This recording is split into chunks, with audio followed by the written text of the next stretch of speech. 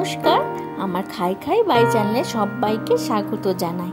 আজকে একটা দারুণ রেসিপি নিয়ে এসেছি। আজকে আমি শাহী পনিরের ডালনা বানাবো। এটা একটা নিরামিষ রেসিপি। নিরামিষের দিনে এই রেসিপিটা অনায়াসে যায়, খুব ভালো লাগে। বানিয়ে দেখো, জাস্ট জমে যাবে। তো প্রথমে আমি 300 গ্রাম পনির নিয়ে নিয়েছি। পনিরগুলোকে ছোটো ছোটো করে কিউব করে কেটে নিয়েছি। তার মধ্যে একটু নুন আর একটু গোলমরিচের গুঁড়ো আর একটু হলুদ দিয়ে এটাকে খুব ভালো মতন একটু মেখে নেব। মেখে নেওয়ার পরে তারপরে এটাকে আমি ভাজবো। তো কড়াতে আমি একটুখানি ঘি অ্যাড করব। তোমরা চাইলে রিফাইন্ড অয়েলও করতে পারো, বাট ঘিয়ে দিলে খুব সুন্দর একটা টেস্ট আসে। তো ঘিটা যখন একটুখানি গলে যাবে তখন আমি এর মধ্যে ওই মশলা মাখানো পনিরটা দিয়ে দেবো। দিয়ে হালকা একটু শ্যালো ফ্রাই করে নেবো, জাস্ট সতে করার মতো। খুব একটা কড়া করে ভাজবো না। সবাই তো আমরা জানি যে পনির বেশি ভাজলে পরে চিড়ি হয়ে যায়, শক্ত হয়ে যায়, খেতে মোটেই ভালো লাগে না।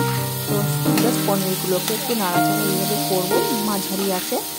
তাহলে কী হবে, পনিরটাকে মোটামুটি রং ধরবে, অথচ পনিরটা শক্ত হবে না। তো ভাজা ভাজা করে করা হয়ে গেছে। দেখো আমার এখানে কালারও ধরে এসছে। তো আমি পনিরটাকে এবার আমি একটা বাটিতে তুলে নেব। এবার তুলে নেওয়ার পরে এরপরে আমরা আসবো আর একটুখানি তেল দেবো কড়াতে। এবার একটুখানি আমি রিফাইন্ড অয়েল দেবো। আর ঘি আমি অ্যাড করবো না, আর ঘি অল্প যা একটু আছে, ঘিয়ের ফ্লেভারটা ওর মধ্যে চলে আসবে। তো একটুখানি আমি 1 থেকে 2 চামচের মতন রিফাইন্ড অয়েল এটা আমি অ্যাড করলাম। অ্যাড করে দিয়ে এর মধ্যে এবার আমি একটা ফোড়ন দেবো, গোটা গরম মশলা ফোড়ন দেবো। গোটা গরম মশলা ফোড়ন দেওয়ার পরে যখন খুব সুন্দর একটা গন্ধ ছাড়বে তখন আমি ওর মধ্যে একটুখানি চিনি অ্যাড করে দেবো। চিনি দিলে পরে কি, যখন চিনিটা একটু ক্যারামেলাইজড হবে তখন খুব সুন্দর একটা কালার আসে, জানো তো বন্ধুরা। মানে চিনি যখন গলে যায় এমনি তোমাকে কালারটা এমনি সুন্দর চলে আসে। মানে কোনো তরকারি রান্না করলে বা কোনো কিছু করলে এমনি কালারটা তো সুন্দর চলে আসে। তো আমি এখনই এই জন্যই চিনিটা একটু এর মধ্যে দিয়ে, চিনিটা একটু ক্যারামেলাইজড হয়ে গেলে, গলে গেলে আঁচটা সবসময় কম করে তারপরে চিনিটা দেবে, নাহলে চিনিটা পুড়ে গেলে তেতো তেতো হয়ে যাবে, খেতে পুরো তরকারিটাই তেতো লাগবে। দেখো চিনিটা মোটামুটি আমার গলে গেছে। এর মধ্যে আমি কেটে রেখেছি একটুখানি ফুলকপি, আলু আর একটুখানি ডিম। এই সবজিটা দিয়ে আমি করবো পনিরের ডালনা। সবজি দিয়ে করো, তুমি দেখো খুব সুন্দর লাগবে, খেতে অনবদ্য লাগে একদম। কোনোদিনও পনির দিয়ে সবজি দিয়ে করে দেখো, খুব ভালো লাগবে। এমনি নর্মালের থেকে একটু আলাদা, সবজিটাও খাওয়া পড়লো অথচ পনিরটাও খাওয়া পড়লো, একদম মানে সাদা মাথা থেকে। এরকম টাইপের করে দেখো, বাচ্চারাও একদম খুব অনায়াসে খেয়ে নিতে পারবে, সবজিটাও ওদের পেটে ঢুকবে। তো বাচ্চাদের সবজি খাওয়াতে খুবই অসুবিধা হয়। তো এইভাবে তোমরা এটার মধ্যে চাইলে একটু গাজরও দিয়ে দিতে পারো, খুব ভালো লাগবে। তারপরে আমি একটু নুন আর একটুখানি হলুদ দিয়ে সবজিটা একটু ভালো মতন একটু ভাজা ভাজা করে নেবো। একটু ভেজে নেবো যাতে সবজিগুলো সেদ্ধও হয়ে যায়, অথচ সবজিগুলো একদম গলে না যায়। সেরকম অবস্থাতে আমি এটা ভেজে নেব। অন্যদিকে আমরা একটা পেস্ট বানাবো। এটার মধ্যে একটু দিয়েছি 2টো টমেটো, একটা বড় সাইজেরও টমেটো নিতে পারো।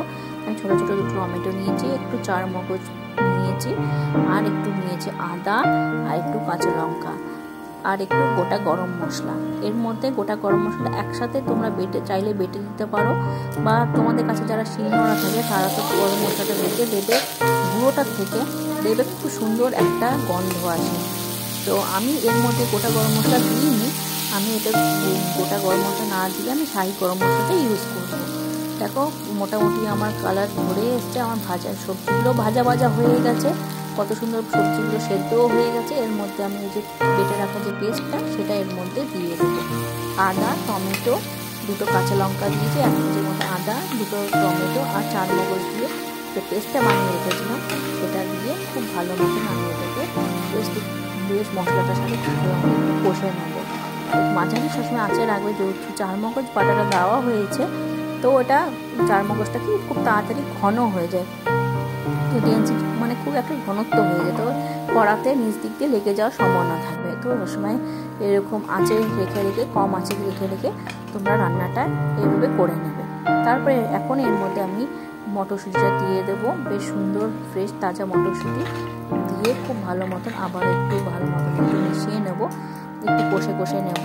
আর মাঝে মাঝে একটুখানি আমি এর মধ্যে অল্প একটু জল দেব। জল বেশি একটু শুকিয়ে গেলে জল দেব। জল দিয়ে আবার একটু ভালো মতন একটু নাড়াচাড়া করে নেব। তোমরা চাইলে মশলা কষানোর সময় কাশ্মীরি রেড চিলি পাউডারটাও দিয়ে দিও, খুব ভালো কালার আসবে, একদম সুন্দর কালার আসবে। তো জল দিয়ে আবার একটু খুব ভালো মতন আমি এগুলোকে একটু মিশিয়ে নিচ্ছি, কারণ মোটামুটি আমার সবজি সব সেদ্ধই আছে, সেদ্ধ করার কোনো দরকার লাগবে না। আর খুব তাড়াতাড়ি নিরামিষের মশলার তো এটা আমাদের শুধু আদাই আছে, আর সেরকম কিছুই নেই। আদা টমেটোর কাঁচা গন্ধটা চলেই গেছে কষতে কষতে। দেখো এর মধ্যে আমি জল দিয়ে দিয়েছি পরিমাণ মতন।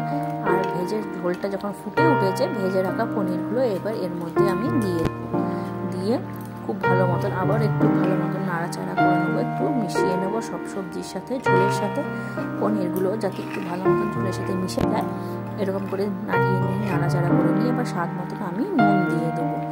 নুন যাতে ঝোলে পরিমাণ মতো নুনটা মেশে, পনিরের মধ্যেও তো অলরেডি নুন দিয়ে ভেজেছিলাম, পরিমাণ মতন নুন আর একটু চিনি দিয়ে আবার একটু ভালো মতন মিক্সড করে নেব। মিক্সড করে এরপরে আমি একটুখানি এটাকে দেখো ঝোল মোটামুটি সব ফুটে উঠেছে, কালারও কত সুন্দর এসছে। আর আমি এর মধ্যে কোনো Kashmiri red chilli powder use করিনি, জাস্ট ওই চিনিটা দিয়েছিলাম, তাতেই সুন্দর মোটামুটি কালার এসে। তোমরা কাশ্মীরি রেড চিলি পাউডারটা ইউজ করো, আরও ভালো কালার আসবে। তার মধ্যে অল্প একটু 1 চামচের মতো ঘি দিয়ে দিলাম। টেস্টটা জাস্ট অনবদ্য হয় বন্ধুরা, কি বলবো। তোমরা এইভাবে সবজি দিয়ে পনিরের ডালনা, শাহী পনিরের ডালনা করে দেখো, খুব ভালো লাগবে। আমি ঢাকা দিয়ে রেখেছিলাম, দেখো নামিয়ে নিয়েছি, একটু ঝোলঝুলি রেখেছি, কত সুন্দর হয়েছে। তোমরা কিরকম লাগলো অবশ্যই আমাদেরকে জানিও।